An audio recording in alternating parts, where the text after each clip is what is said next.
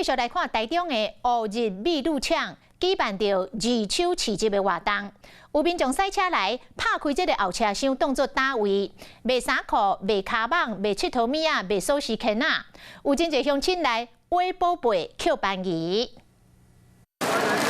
民众真足经适合的衫裤，甲车后斗变作是简单的斗开。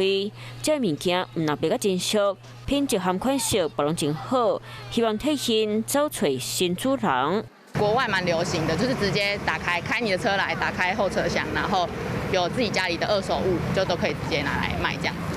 主办单位讲，车后斗的中古市集，伫咧国外是真事件，所以特别伫咧台湾举办这个市集。这场伫咧乌日美女的中古市集，就来40多台车，为衫裤、卡网、佚佗物仔到车的冷气、当装服，和民众来这捡上会。希望可以就是把漂亮的衣服给有兴趣的人穿，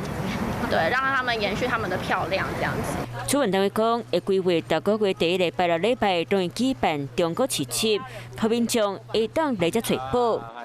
Hello， 我是雷亚，想要抢先掌握最及时的新闻资讯吗？赶快订阅、按赞、开启小铃铛，锁定华视新闻 YouTube 频道。